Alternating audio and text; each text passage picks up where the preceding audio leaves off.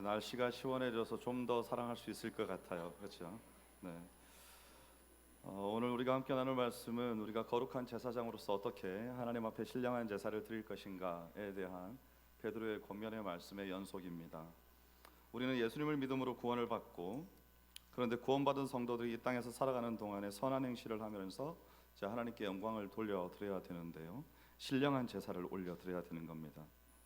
왜냐하면 선한 일을 하지 않고 머리로 구원받은 사실을 알고만 있으면 하나님께서 우리가 이 땅에 사는 동안에 우리에게 주시고자 하는 복을 받을 통로가 만들어지지 않기 때문이죠. 강에 아무리 물이 많아도 수로가 없으면 내가 끌어다가 쓸 수 없는 것과 똑같습니다. 우리가 이 땅에 살면서 복을 받기를 원하고, 우리도 하나님께서도 우리에게 복을 주시기를 원하시죠. 그렇기 때문에 우리는 하나님께서 주시는 복이 막힘없이 우리에게 올 수 있는 길을 열어두어야 하는데, 그것이 성도의 선한 행실이라는 겁니다. 오늘 우리는 이 말씀을 통해서 베드로가 가르쳐주는 성도가 해야 할 선한 행실이 무엇인가, 이것을 함께 나눌 것인데요, 그 선한 행실의 최고봉이 우리가 함께 읽은 본문 말씀에 나옵니다. 여러분 함께 읽은 말씀 3장 8절 9절을 펼쳐놓으시고 우리 9절 말씀을 다 함께 한번 읽어보겠습니다. 시작. 악을 악으로 욕을 욕으로 갚지 말고 도리어 복을 빌라. 이를 위하여 너희가 부르심을 받았으니 이는 복을 이어받게 하려 하심이라. 아멘. 성도가 하나님의 복을 받는 것을 가장 시기하고 방해하고 싶은 존재가 있죠. 바로 사탄입니다. 이 사탄은 악인을 들어서 성도를 괴롭히기도 하고, 또 성도의 마음속에 직접적으로 침투해서 악한 길로 다시 돌아가도록 유혹합니다. 그래서 예수님도 그렇고 사도들도 악에게 지지 말고 선한 길을 따르라, 이렇게 애타게 우리에게 가르치는 것입니다. 지난 주일에 우리는 사도 바울이 악에게 지지 말고 선으로 악을 이기라 하신 말씀을 우리가 함께 기억하고 있습니다. 이 얘기를 베드로는 이제 뭐라고 말하는가 하면, 악을 악으로 욕을 욕으로 갚지 말고 도리어 복을 빌라고 우리에게 권면하는 거죠. 선으로 악을 이긴다는 것은 내게 악을 행한 자에게, 또 내게 욕을 하는 자에게 똑같이 갚아주는 것이 아니라 도리어 어떻게 하는 거라고요? 네, 복을 빌어주는 겁니다. 어떻게 이렇게 한번 해보신 적이 있으십니까? 네, 역시 오늘 1, 2, 3부 통틀어 별로 대답이 없습니다. 아마도 그렇게 하신 분이 계시리라 생각하는데 겸손하셔서 말씀을 안 하시는 것 같아요. 이것도 예수님께서 가르쳐 주신 거죠. 마태복음 5장 38절부터 44절 말씀인데 제가 읽어드립니다. 또 눈은 눈으로 이는 이로 갚으라 하였다는 것을 너희가 들었으나 나는 너희에게 이르노니 악한 자를 대적하지 말라. 누구든지 내 오른편 뺨을 치거든 왼편도 돌려대며, 또 너를 고발하여 속옷을 가지고자 하는 자에게 겉옷까지도 가지게 하며, 또 누구든지 너로 억지로 오리를 가게 하거든 그 사람과 심리를 동행하고, 내게 구하는 자에게 주며 내게 구고자 하는 자에게 거절하지 말라. 또 내 이웃을 사랑하고 내 원수를 미워하라 하였다는 것을 너희가 들었으나 나는 너희에게 이르노니 너희 원수를 사랑하며 너희를 박해하는 자를 위하여 기도하라. 아멘. 베드로가 지금 이 말씀의 기초에서 우리에게 권면을 하는 겁니다.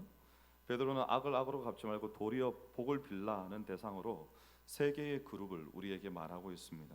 첫 번째는 2장 13절에서 17절까지 국가의 왕과 총독, 그리고 둘째는 2장 18절에서 25절에 종을 부리는 주인, 그리고 셋째는 3장 1절부터 7절까지 부부 사이입니다.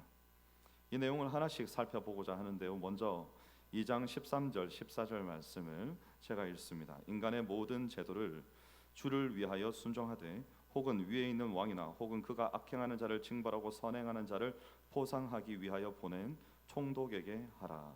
아멘. 베드로는 가장 먼저 인간의 모든 제도에 순종하라, 이렇게 말합니다. 왕이나 총독과 같은 나라를 다스리는 권세를 가진 이들에게 복종하라는 말인데요, 이런 베드로의 말이 현재의 정치 제도 안에서 살아가는 우리에게 다소 어색하게 들릴 수도 있습니다. 이 말은 마치 왕과 총독이 어떤 인격이든지 그들이 어떤 정치를 하든지 무조건 수용하고 복종하라, 이런 말처럼 우리에게 들리기 때문이죠. 베드로의 의도를 모르고 이 본문을 읽으면 이 본문은 아마도 당시 유행하던 황제 숭배나 또 기독교인들을 박해하던 황제에게까지 무기력하게 복종하라는 말인가, 이렇게 우리에게 들릴 수 있습니다.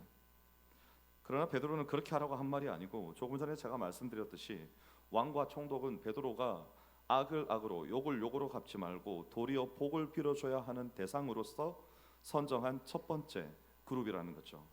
이 말에는 그들의 죄로 말미암아 악하다는 것이 전제되어 있습니다. 그런데 베드로는 왜 그들에게 복종하라고 할까요? 2장 15절에 나와 있는데요. 제가 읽어드립니다. 곧 선행으로 어리석은 사람들의 무식한 말을 막으시는 것이라. 말씀이 좀 무식하게 표현이 되어 있는데요. 이 말 그대로 받아들이시면 될 것 같아요. 이 말은 인간의 모든 제도, 곧 왕과 총독에게 복종하는 것이 선한 행실이고, 또 이렇게 해야 하는 이유가 어리석은 사람들의 무식한 말을 막기 위함이다라는 겁니다. 우리는 베드로가 누구를 향해 어리석은 사람들이라고 하는지 지난 주일에 배웠죠. 그들은 4장 3절 4절에 기록되었듯이 예수님을 믿지 않는 이방인들로서 성도가 극한 방탕에 다름질하는 것을 이상히 여겨서 어떻게 했다고요? 비방했던 자들, 비방하는 자들입니다. 그 사람들이 2장 1절에 모든 악독과 모든 기만과 외식과 시기와 모든 비방하는 말로 성도들을 괴롭혔다 이렇게 말하죠. 그들이 하는 말이 무식한 말이라는 겁니다. 이 말이 그들에게 지성이 없다는 뜻이 아닙니다, 여러분. 여러분 세상 사람들 한번 보십시오. 얼마나 똑똑합니까? 근데 그들이 진리이고 구원자 되시는 예수 그리스도를 모르고 그를 이 땅에 보내어 주신 하나님 아버지를 믿지 않기 때문에 하나님께 대하여 무식하다는 겁니다. 비록 나라의 왕과 총독이라고 할지라도 예수님을 믿지 않는 자들은 어리석은 자들이고 그들의 말은 무식하다. 이렇게 지금 베드로가 우리에게 말하고 있다는 거죠. 그러나 그들에게 순종함으로써 그들이 그리스도인들의 선한 행실을 보고 또 그들의 무식한 말을 그치고 예수님을 알고 하나님께 영광을 돌리게 하라, 이런 의미입니다. 이때 주의할 것이 있습니다. 기독교인들이 권력자들에게 복종함으로써 그들과 좋은 관계를 형성하고 나면 지금 그들을 비방하고 괴롭히는 사람들에게 정치적으로 보복할 수도 있겠죠. 자신의 유익을 챙길 수도 있습니다. 성도들은 자신들의 선행을 통해서 총독들과 왕에게 인정을 받고 또 악행하는 자들로부터 보호를 받도록 인간의 제도를 이용할 수도 있습니다. 그런데 베드로는 성도들에게 왕과 권세자들에게 로비를 잘해서 살아남으라 이런 말씀을 하는 게 절대 아닙니다. 오히려 베드로는요, 그들의 권력을 성도들이 자신의 유익을 위해서 사사롭게 사용하는 것을 금지합니다. 2장 16절에서 너희는 자유가 있으나 그 자유로 악을 가리는 데 쓰지 말고 오직 하나님의 종과 같이 하라, 이렇게 주의를 줍니다. 그리스도인으로서 갖게 되는 참 자유를 가지고 자신의 안위와 유익을 위해서 쓰지 말고요, 하나님의 종처럼 살라는 겁니다. 원문을 보면 베드로가 강조하는 것은 너희는 자유인들이다, 그러나 하나님의 종들이다, 이렇게 적혀 있습니다. 자유인이기 때문에 무엇이든지 선택할 수 있지만 하나님의 종이 되기를 선택하라는 것입니다. 성도들이 인간 제도에 복종함으로써 스스로 왕의 종이나 총독의 종이 되기를 자처한다면 그들의 제도가 자신들을 잠시 보호해 주는 것처럼 느낄 수도 있겠습니다. 하지만 여러분, 하나님 외에 다른 이를 주인으로 섬기면 안 됩니다. 그거 우상 숭배죠. 결국 성도들이 하나님을 배반하게 만드는 겁니다. 그래서 베드로가 지금 이 말씀을 통해서 우리에게 하는 이 충심 어린 권면을 우리가 잘 듣고 신중하고도 아주 분명하게 이해해야 되는 것입니다. 그 다음으로 등장하는 그룹이 2장 18절에 있는 사환들을 부리는 주인들입니다. 18절 말씀을 우리가 함께 한번 읽어볼까요? 사환들아, 범사에 두려워함으로 주인들에게 순종하되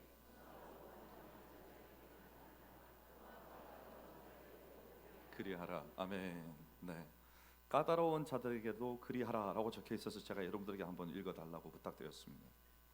여기에서 여러분, 범사에 두려워함으로라는 말은 주인들을 두려워하라는 말이 아닙니다. 17절에서 하나님을 두려워하라 이렇게 되어 있죠. 여기도 마찬가지입니다. 하나님을 경외하는 마음으로 주인에게 순종하라는 겁니다. 사환들은 집에서 집안일을 돕는 종들을 가리키죠. 직접적으로 집안 사람들의 이 시중을 들어야 되는 하인들입니다. 그 사환의 입장에서 선하고 또 성품이 좋은 주인을 섬기는 것이 당연히 편하고 좋을 겁니다. 자신에게 친절하게 대해주는 주인을 섬기기는 별로 어렵지 않겠죠. 그런데 베드로는 그런 사람이 아니라 아까 뭐라고요? 까다로운 주인들에게도 순종하라고 말하는 겁니다. 우리에게 가까운 예를 들자면 정말 못된, 이렇게 표현하면 좀 이해가 되시겠죠. 정말 못된 직장 상사를 한번 떠올려 보시면 될 것 같습니다. 내가 잘못하지 않는데도 계속해서 괴롭히고 트집 잡고 눈만 뜨면 나를 괴롭힐 궁리를 하는 것 같은 그런 직장 상사가 있다면 여러분 그 말에 순종하고 싶을까요? 아니죠. 어려울 겁니다 아마도. 그런데 베드로는 그러한 악한 주인이 악을 행할지라도 욕을 할지라도 그대로 갚지 말고 도리어 복을 빌라는 겁니다. 말씀이 성경 말씀이 하나도 어렵지 않은데 우리의 마음에 너무 어렵게 느껴집니다. 그렇죠? 그 이유가 이제 도리어 복을 빌라는 권면하는 이유가 2장 19절 20절에 나오는데요. 제가 읽어드립니다. 부당하게 고난을 받아도 하나님을 생각함으로 슬픔을 참으면 이는 아름다우나 죄가 있어 매를 맞고 참으면 무슨 칭찬이 있으리요. 그러나 선을 행함으로 고난을 받고 참으면 이는 하나님 앞에 아름다우니라. 아멘. 지금 사화는 까다로운 주인이 이유 없이 악을 행하고 괴롭히기 때문에 부당하게 고난을 받고 있습니다. 그런데 그가 하나님을 생각하면서 즉 하나님을 경외하기 때문에 그 고난의 슬픔을 참으면 아름답다는 겁니다. 이때 이 하나님 앞에서 아름답다라는 표현은 하나님께 은혜를 입었다는 표현입니다. 사화는 종이죠. 그의 생존이 주인이 공급해 주는 의식주에 달려 있습니다. 그래서 까다로운 주인이 괴롭혀도 그 일에서 벗어날 수가 없습니다. 주인도 그 사실을 알죠. 그래서 자기 마음대로 더 까다롭게 굴고 이 사환을 괴롭히는 겁니다. 그런데 그런 억울한 고난을 당하는 사환을 하나님께서 은혜로운 눈으로 바라보신다는 겁니다. 여러분, 하나님께서 은혜로운 눈으로 나를 봐주시기를 원하십니까? 네. 우리 모두는 하나님께서 우리를 은혜롭게 봐주시기를 간절히 원합니다. 왜 그런가 하면 그래야 우리가 세상에서 하나님의 백성으로서 당당하게 살아갈 수 있기 때문입니다. 우리가 아무리 부족하고 연약해도 무능하고 초라해도 하나님께서 은혜로운 눈으로 봐주시기만 하면 우리는 세상에서 정말 남부럽지 않은 인생을 살 수 있습니다. 왜냐하면 우리 하나님께서 만왕의 왕이시고 만주의 주가 되시며 그 아들 독생자 예수 그리스도를 우리 죄를 구원하시기 위해서 이 땅에 보내셔서 십자가를 지게 하시고 부활하게 하신 분이시기 때문에 우리는 가슴 펴고 당당하게 살 수 있는 겁니다. 그런데 그렇다고 하더라도 당장은 까다로운 주인에게 순종하는 것이 쉽지 않기 때문에 베드로가 선을 행함으로 고난을 받고 참으셨던 예수님의 이야기를 해줍니다. 자, 이제 2장 22절부터 24절까지 말씀입니다. 제가 읽어드립니다. 그는 죄를 범하지 아니하시고 그 입에 거짓도 없으시며 욕을 당하시되 맞대어 욕하지 아니하시고 고난을 당하시되 위협하지 아니하시고 오직 공의로 심판하시는 이에게 부탁하시며 친히 나무에 달려 그 몸으로 우리 죄를 담당하셨으니 이는 우리로 죄에 대하여 죽고 의에 대하여 살게 하심이라. 그가 채찍에 맞음으로 너희는 나음을 얻었나니. 아멘.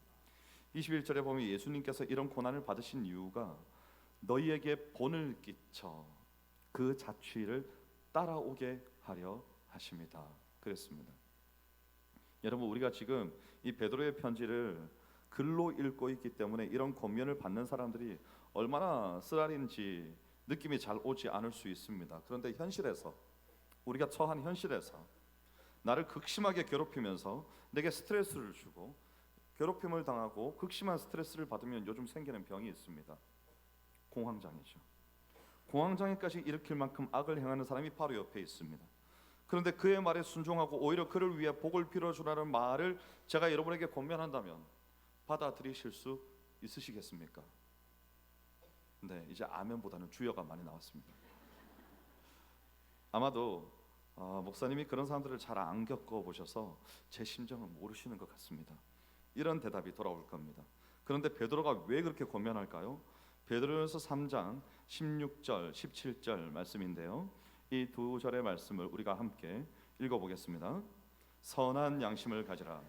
이는 그리스도 안에 있는 너희의 선행을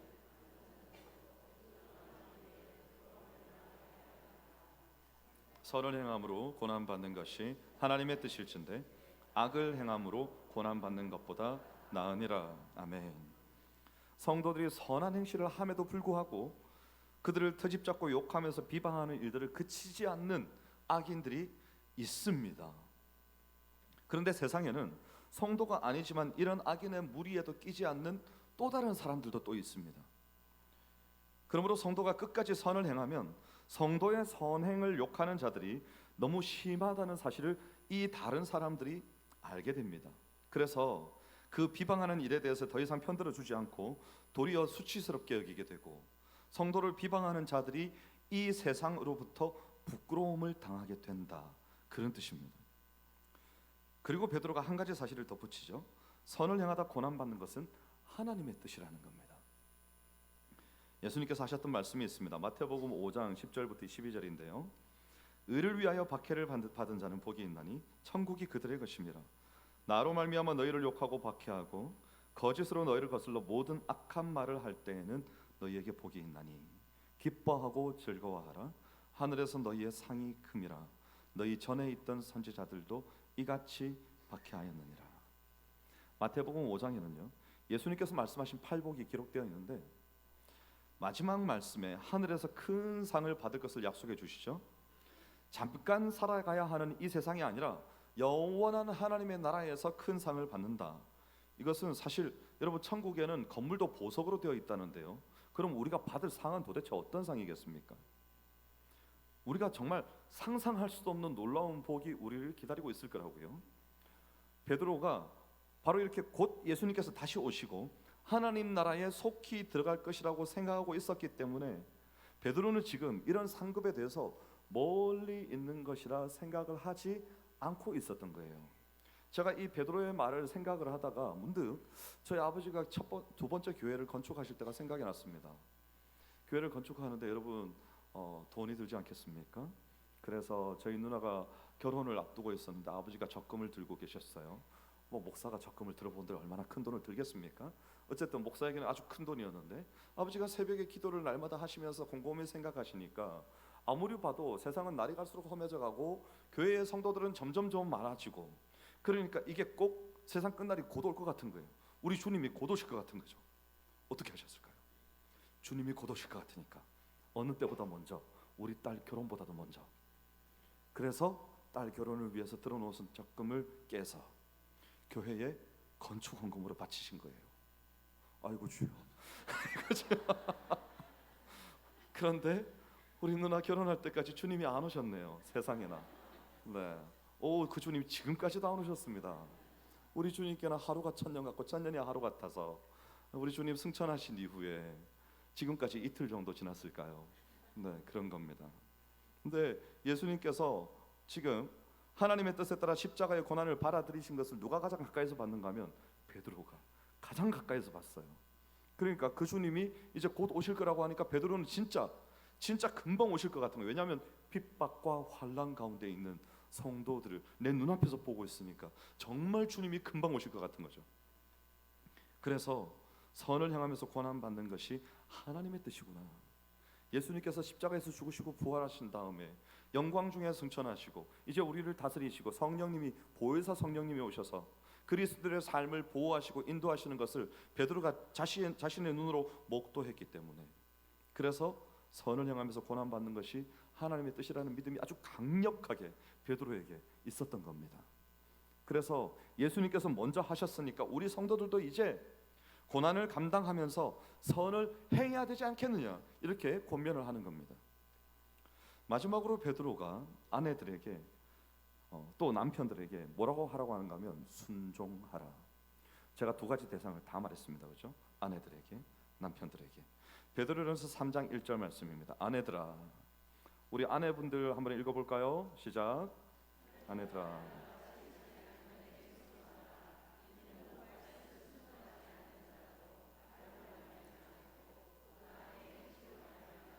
구원을 받게 하려 함이니. 아멘. 자, 이제 베드로가 왜 인간의 모든 제도에 순종해야 되는지, 까다로운 주인일지라도 주인에게 순종해야 되는지, 그리고 하나님의 말씀에 순종하지 않는 남편에게 순종해야 되는지 그 이유를 아주 분명하게 밝히고 있습니다. 왕과 총독들은 백성의 선한 행실로, 주인은 사환의 선한 행실로, 또 남편은 아내의 선한 행실로 뭘 한다고요? 구원을 받게 한다는 겁니다. 이 부부관계에서는 하나의 예가 더 추가되는데요. 그거 뭔가 하면 남편은 예수님을 믿는데 아내가 믿지 않을 경우에요. 본문 3장 7절에 보면 남편에게도 권면합니다. 이제 우리 남편들이 한번 함께 읽어보겠습니다. 시작. 남편들아, 이와 같이 지식을 따라 너희 아내와 동거하고 그를 더 연약한 그릇이요 또 생명의 은혜를 함께 이어받을 자로 알아 귀히 여기라. 이는 너희 기도가 막히지 아니하게 하려 함이라. 아멘. 믿는 아내가 남편에게 순종함으로 구원을 받게 했듯이 믿는 남편은 아내를 귀하게 여김으로써 아내가 구원을 받게 해야 된다는 겁니다. 이렇게 해야 남편들의 기도가 막히지 않는 게 무슨 말인가 하면, 아내가 믿지 않는다고 해서 이 당시에는요 막대하거나 버리는 사람들이 있었습니다. 그러면 남편이 하나님께 드리는 기도가 하나님께 올라가지 않는다는 뜻입니다. 이러면 예수님을 믿는 믿음이 자신에게 아무런 유익이 없는 거죠. 베드로가 제시한 이 세 그룹은 모두 하나님을 알지 못하고 믿지 않는, 그래서 성도들을 욕하고 필연적으로 성도들에게 악을 행할 수밖에 없는 사람들입니다. 그럼에도 불구하고 이들에게 순종함으로써 선한 행실을 보여야 하는 것은 그 행실로 이들이 구원을 받을 수 있기 때문에, 여러분 천하에 우리가 돈을 얼마나 많이 준들 한 영혼을 구할 수 있겠습니까? 못하죠. 근데 그들이 구원을 받을 수 있다는 겁니다. 우리의 선한 행실로. 여러분 복음은 착한 사람들에게만 주어진 것이 아니죠. 하나님께서 선한 사람과 악한 사람 모두에게 골고루 햇빛을 주시고 지금처럼 아침 저녁으로 선선한 바람을 주십니다. 악인도 복음을 듣고 하나님의 백성이 될 수 있는 기회를 주신 거죠. 그러면 여러분 악인이 복음을 듣고 예수님을 믿게 되는 것이 쉬운 일일까요? 그렇지 않습니다.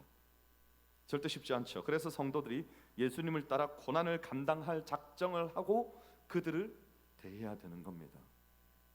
그들이 행하는 악한 일과 또 그들이 하는 욕은 성도를 괴롭히고 성도에게 고난이 됩니다. 그런데 그 고난을 참고 견뎌내야만 이러한 선한 행실을 보고 예수님께 돌아올 수 있다는 것을 베드로가 강조하고 있는 겁니다. 제가 목사 아닙니까?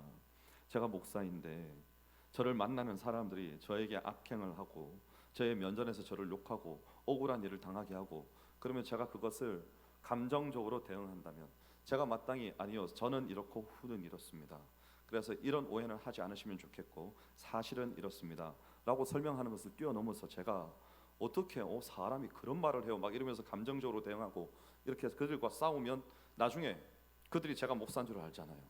그러면 나중에 그들이 누군가 예수를 믿으라고 복음을 전했는데 누가 떠오를까요? 제가 떠오르는 겁니다. 그때 그 목사님도 아니고 그때 그 목사가 나하고 이 일에 대해서 다투면서 어떻게 했는지 내가 다 기억하는데 예수 믿는 사람이 그런 사람이라면 나는 예수 믿지 않겠다. 복음의 길이 막혀버리는 거죠. 그래서 여러분 우리는 좀 억울하고 좀 손해를 입더라도 고난을 견디고 인내하고 오히려 선한 행실로서 그들을 이기라고 지금 베드로가 간곡하게 그들이 구원받게 하기 위해서 그렇게 해야 된다고 우리에게 권면하고 있는 겁니다. 그리고 베드로가 마지막으로 말하는 너희가 다 마음을 같이하여 동정하며 형제를 사랑하며 불쌍히 여기며 겸손하며 악을 악으로 욕을 욕으로 갚지 말고 도리어 복을 빌라. 이를 위하여 너희가 뭘 받았다고요? 부르심을 받았으니 이는 복을 이어받게 하려 하심이라. 이것을 위해서 부르심을 받았대요. 이 부르심은 어쩌면 우리가 이 땅에 있는 이유와도 직결됩니다. 하나님께서 우리를 그것을 위해서 부르셨다는 거죠. 성도가 이런 악인이 주는 고난을 견디고 참아내면서 그들에게 순종하는 태도로 선을 행해야 되는 이유는 이것이 또한 하나님께서 기뻐 받으실 신령한 예배이기 때문에 그렇습니다. 여러분 우리는 이 자리에 앉아서 기도하고 말씀 듣고 찬송 부르는 것이 전부라고, 예배의 전부라고 생각할 수 있습니다. 하지만 성경은 우리에게 이 예배의 범위를 아주 광범위하게 확장합니다. 우리가 주고받는 대화들, 우리가 하는 모든 행동들, 아침에 일어나서부터 저녁에 잠들 때까지 우리의 삶 전체가 다 하나님 앞에 올려드리는 신령한 제사라는 겁니다. 그래서 예수님 때문에 고난을 받고 또 참고 악한 자들에게도 그리스도인의 편지가, 그리스도의 편지가 되어주는 것, 이것이 하나님께서 기뻐하시는 신령한 예배라고 오늘 우리에게 이렇게 간절하게 권면을 하고 있는 겁니다. 그리고 성도가 이 예배에 성공하면 어떻게 되는가 하면요, 하나님의 복을 막힘없이 받게 된다는 거죠. 복을 이어받게 하려 하심이라. 여러분, 우리 모두는 복을 받고 싶습니다. 복의 근원이신 하나님께서 한량없이 큰 복을 언제나 우리에게 주시기를 또한 원하십니다. 그런데 그 복을 받기 위해서 우리가 하는 수고가 조금 고되다고 베드로가 말합니다. 어쩌면 좀 많이 고될 수도 있겠습니다. 그래서 많은 사람들이 수고를 하지 않고 복도 받지 않고 돌아갑니다. 그냥 그렇게 살아가죠. 여러분, 만약에 내 집 앞산에, 내 소유로 된 산에 금광이 있다고 하면 아마도 누구든지 삽을 들고 나가서 아침부터 저녁까지 금광을 파헤치겠죠. 그 수고가 힘들다고 느끼겠습니까? 이걸 파기만 하면 금이 나오는데? 아니요. 아무리 땀이 뻘뻘 나도 밥도 안 먹고 팔지도 모릅니다. 누가 아멘 하셨습니까? 아멘입니다. 열심히 하셔야 됩니다. 그런데 왜 우리는 하나님의 복을 받기 위해 감당해야 될 고난을 고통스럽게만 느낄까요? 그 고난을 받으면 하나님이 복을 주신다는데 왜 그걸 고통스럽게 느낍니까? 그것은 하나님께서 주시는 복이 무엇인지 그 참된 가치를 모르기 때문에 그래요. 금이 뭔지 모르는 사람에게는 금광이 아무런 의미가 없는 겁니다. 우리는 하나님께서 주시는 복을 천국에서나 가서 받을 보상이다, 이렇게만 생각하기 때문에 그 복을 위한 수고를 이 땅에서 우리가 애써서 해야 되는 것에 대해서 자꾸만 불평을 하게 되는 거죠. 하나님께서 주시는 복 중에 가장 큰 복은 천국에 가서 받는 복이 맞습니다, 여러분. 가장 큰 상은 거기서 받을 거예요. 그런데 하나님은 분명히 성도들에게 이 땅에서 사는 동안에도 우리가 받을 복이 있다고 말씀하시는데, 다만 이 땅에서 우리가 받아야 될 복은 무슨 출세나 부귀 영화나 이런 것들이 아니라는 겁니다. 우리가 이 세상에서 예수님을 믿고 하나님의 백성이 되어서 성령님의 인도하심을 받아 그 은혜를 누리면서 살고 주와 동행하는 것, 이게 복이라는 거죠.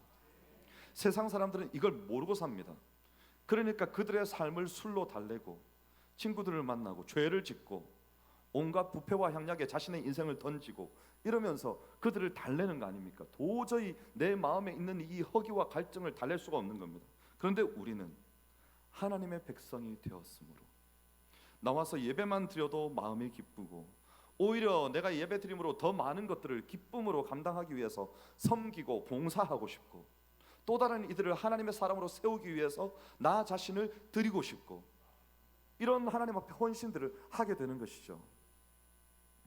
그래서 하나님께서 그런 우리를 은혜로운 눈으로 보시고 긍휼을 끝없이 베풀어 주시면 우리는 이제 이 험한 세상을 살아가면서도 오히려 기쁨으로 하나님의 보호하심 가운데 안전하게 살아갈 수 있는 겁니다. 세상이 공격해도 우리는 안전한 거예요. 마음이 조금 다칠 수 있어요. 우리에게 물리적인 어떤 충격들이 올 수 있어요. 그런데 그들이 빼앗아 가지 못하는 것이 있습니다.